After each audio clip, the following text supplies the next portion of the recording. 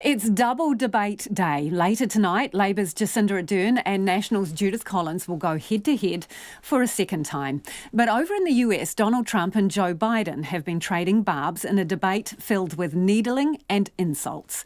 President Trump taking every opportunity to interrupt Biden and get under his skin, inferring who is stupid and questioning his military record. Vice President Biden snapped back, calling Trump a liar, clown, fool, and the worst ever president. The debate covered racial inequality, the Supreme Court, healthcare, the economy, and the country's COVID response. The broadcast started with a health and safety warning, and there was no handshake between the nominees, with the First Lady sat in the socially distanced audience wearing a mask. At times, Trump handled it more like a press conference, instead debating the Fox News moderator Chris Wallace, who was forced to raise his voice to break up the warring opponents. Chris, You're that was the debating worst him, part not of me. Obama. Let me ask my question. Well, I'll ask Joe. The individual mandate was the most unpopular aspect of Obamacare. I got rid of it. I'd like and you we to, will protect Mr. people President, with I'm the moderator of this conditions. debate, and I would like you to let me ask my question, and then you can answer your question. Straight out of the gate, things hit the hot zone as the conversation turned to healthcare insurance. Here's the deal. The fact is that everything he's saying so far is simply a lie. I'm not here to call out his lies. Everybody knows he's a liar. But you I just want to make sure. Joe, you're the liar. I want to make sure. Graduated last in your class, not first in your class. I want to make sure. Mr. President, can you let him finish, sir? No, he doesn't know how to do that. He has, You'd be surprised. You picked You'd be surprised. the wrong guy, the wrong night at the wrong time. Listen, you agreed with Here's the Bernie deal. Sanders to the The manifesto. whole idea. Let him. There is no manifesto, number Please one. let him speak, Mr. Number President. two. You just lost the left. Number two. You just lost the left. You agreed with Bernie Sanders on a plan. Folks, absolutely folks, agreed do you to. have any And under that idea plan, what you have this clown's socialized, doing? They call it Mr. Do you Mr. have any President. socialized medicine. Mr. President. I'll tell you what, he is not for any help for people needing health care because he in fact already has cost 10 million people their health care that they had from their employers because of his recession. Number one. Number two, there are 20 million people getting health care through Obamacare now that he wants to take it away. He won't ever look you in the eye and say that's what he wants to do. Take it away. No, I want to give them better health care at a much lower price because and by Obamacare the way, he doesn't is know no how. good. He doesn't know how I've to do already that. fixed it. He has never I've offered a plan. fixed it to an extent. He has never Obamacare, done a as you single might thing. know, but probably don't. Gentlemen, you realize if you're both speaking at the same time, and it's too expensive. Let the president go ahead, sir. Obamacare is no good. We made it better, and I had a choice to make very early on. We took away the individual mandate. We guarantee pre-existing conditions, but took away the individual mandate. Listen, this is the way it is. And that destroyed that. They shouldn't even call it Obamacare. Then I had a choice to make. Do I let my people run it really well or badly? Yeah. If I run it badly, they'll probably blame him, but they'll blame me. But more importantly, I want to help people, okay? I said, you got to run it so well. That's what and I just had a meeting with them. They said, the problem is no matter how well you run Obamacare, it's a disaster. It's too expensive. Premiums are too high, and it doesn't work. So we do want to get rid of it.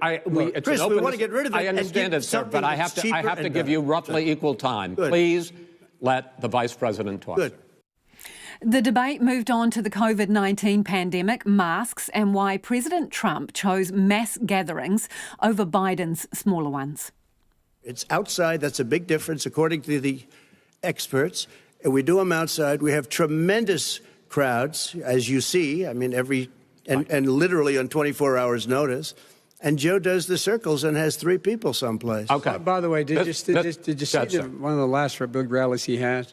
And a reporter came up to him to ask him a question. He said, no, stand back. Put on your mask. Put on a mask. Have you been tested? I'm way far away from those other people. That's what he said. I can't. I'm going to be okay. He's not worried about you. He's not worried about the people out there breathing in one another. We've had no negative effect. No negative effect. We've had no negative effect. And we've had 35,000, 40,000 people at these rallies. Just quickly finish up because I want to move on to our next. Yes, I would. He's been totally irresponsible the way in which he has handled the social distancing and people wearing masks, basically encouraging them not to. All right. He's a fool on this. Here's what Joe Biden had to say about the president's handling of the pandemic. 200,000 dead. As you said, over 7 million infected in the United States. We, in fact, have 5%, 4% of the world's population, 20% of the deaths. 40,000 people a day are contracting COVID. In addition to that, about between 750 and 1,000 people a day are dying. When he was presented with that number, he said, it is what it is. Well, it is what it is because you are who you are. That's why it is. The president has no plan. He hasn't laid out anything. He knew all the way back in February how serious this crisis was. He knew it was a deadly disease. What did he do? He's on tape as acknowledging he knew it.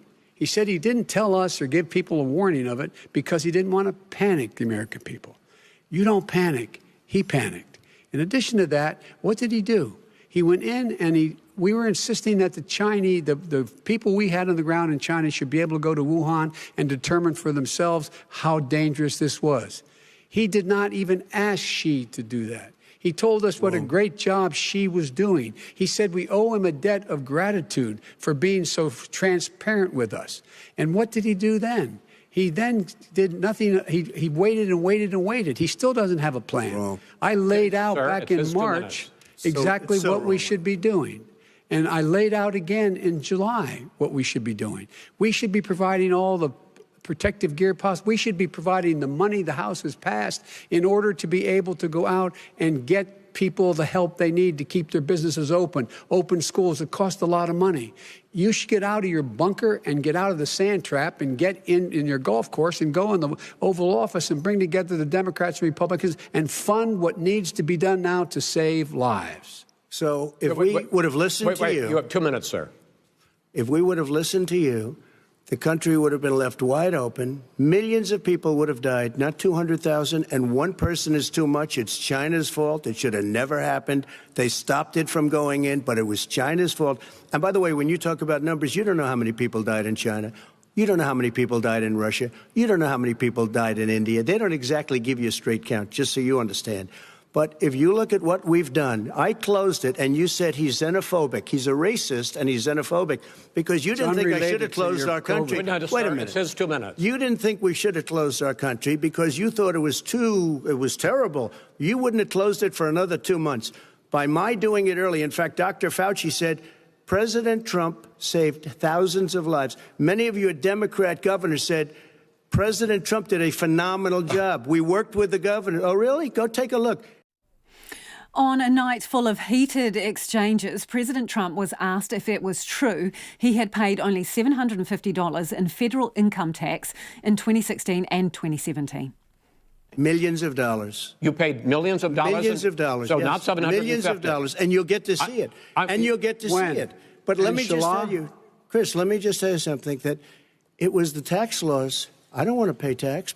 Before I came here, I was a private developer. I was a private business people. Like every other private person, unless they're stupid, they go through the laws, and that's what it is. He passed a tax bill that gave us all these privileges for depreciation and for tax credits. We build the building and we get tax credits, like the hotel on Pennsylvania Avenue. You get a massive, which, by the way, was given to me by the Obama administration, if you can believe that.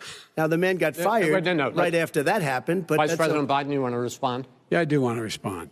Look, the tax code that made him, put him in a position that he pays less tax than a school teacher makes, on the money a school teacher makes, is because of him he says he's smart because he can take advantage of the tax code. And he does take advantage of the tax code. That's why I'm going to eliminate the Trump tax cuts. And I'm going to eliminate those tax cuts and make sure that we invest in the people who, in fact, need the help. People out there need help. But why didn't you do it over the last 25 years? Because you weren't president. Because you weren't president screwing things up. You were a senator. And You're by the way, worst president America has ever had. Hey, Come Joe, on. let me just tell you, Joe. I've done more in 47 months. I've done more than you've done in 47 years, Joe. We've done things that you never even thought of doing. On the subject of race, law and order, and the deaths of George Floyd and Breonna Taylor, here are how things played out. This is a president who has used everything as a dog whistle to try to generate racist hatred, racist division. This is a man who, in fact, you talk about helping African Americans. 1 in 1,000 African Americans has been killed because of the coronavirus. And if he doesn't do something quickly, by the end of the year, 1 in 500 will have been killed. 1 in 500 African Americans. This man is a savior of African Americans. This man cares at all. This man's done virtually nothing. Look, the fact is that you have to look at what he talks about. You have to look at what he did. And what he did has been disastrous for the African-American community.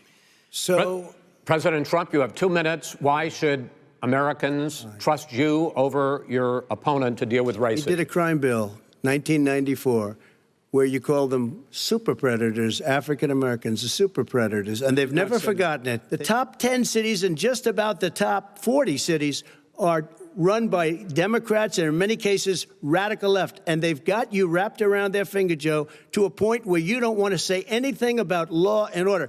And I'll tell you what, the people of this country want and demand law and order, and you're afraid to even say it. These cops aren't happy to see what happened to George Floyd. These cops aren't happy to see what happened to Breonna Taylor.